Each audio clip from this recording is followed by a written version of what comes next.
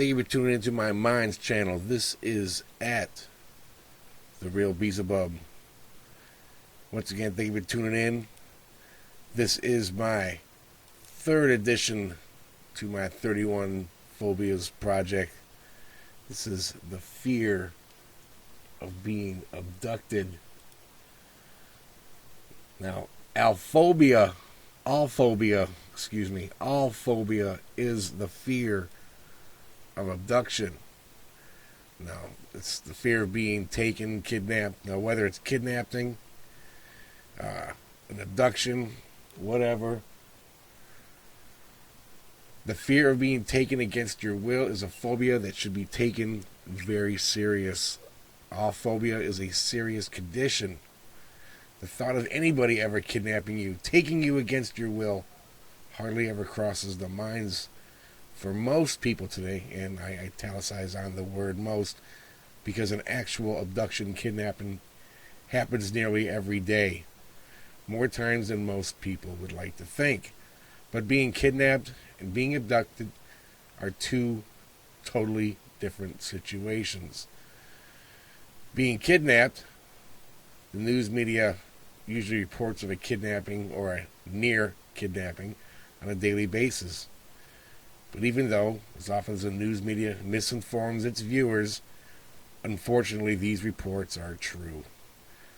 To kidnap a person, by definition, is to take someone against their will and then possibly use them as a negotiating tool, whether it's for financial gain, being held for ransom, or for some political reason. The reasoning behind kidnappings are usually revealed after the victim has disappeared and not seen for quite some time. Now, being abducted, although being kidnapped or abducted is a very serious offense, it can also leave an emotional scar that can last up to a lifetime. A person who has been abducted may be in a bit of more danger than someone who's been kidnapped. The reason behind this is sometimes unknown, but it is usually due to a deceitful or perverse desire that the abductor must satisfy. A divorced parent is more likely to abduct their own children out of spite because of being denied custody, while in more serious cases, sex offenders abduct their victims for some sort of sexual gratification.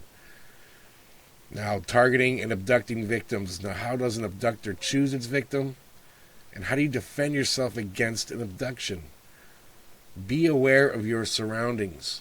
Like most criminals, kidnappers and abductors will only strike when they feel their victims are at their most vulnerable.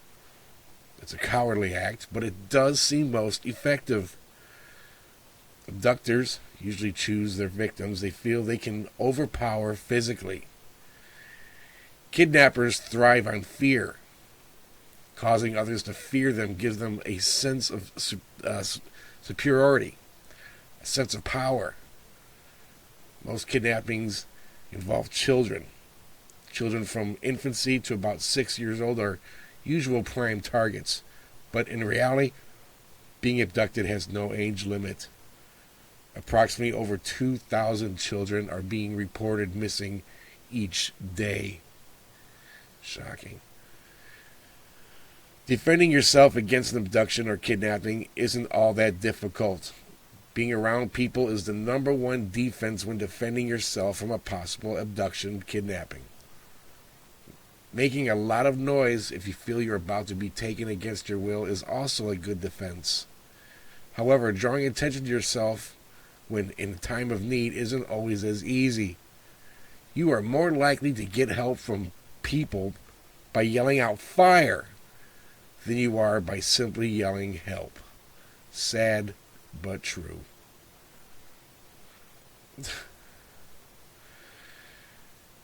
Taken against your will. Now, have you ever or ever felt that you were almost a victim of an abduction?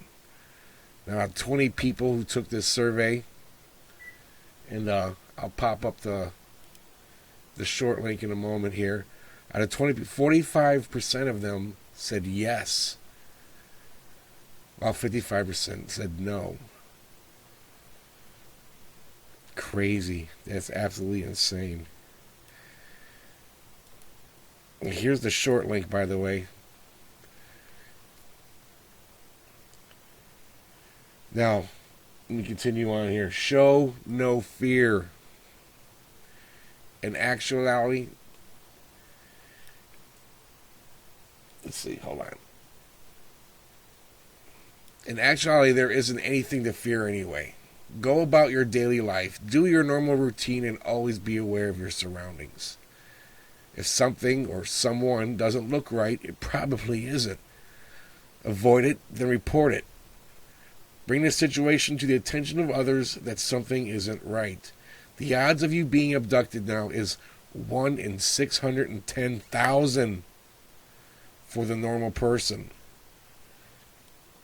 Now, when victims are abducted, there's a 95% chance that they will be let loose alive. Not bad odds, as long as you're not that unfortunate 5%. It's also been reported that if you're not killed in the first few minutes after being kidnapped, abducted, your chances have instantly increased that you will be released alive. Well, that's good news. Now, be as cooperative as possible. Unless there's some sexual threat, show no resistance. Say and do whatever your abductor says to do. Showing signs that you will escape if given a chance will only heighten the chaos and fear. Not to mention that it may also cost you your life. Being abducted by aliens. Now we're going off planet here. Intelligent life from other planets abducting humans from Earth. Now, do you believe? Well, of course I believe.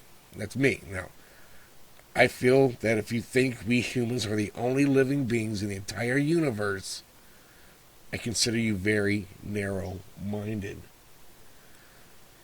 Now, people who have claimed to have been abducted by aliens never seem to have any solid proof they have been returned by their extraterrestrial abductors. It's a bit strange coincidence, but that doesn't mean it doesn't happen.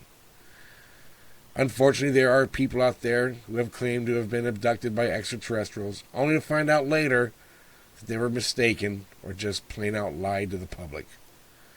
When these claims become popular and then later proven to be false, it only makes the skeptics even more skeptical, and that all claims of alien abductions to be false as well, even when we know they are true.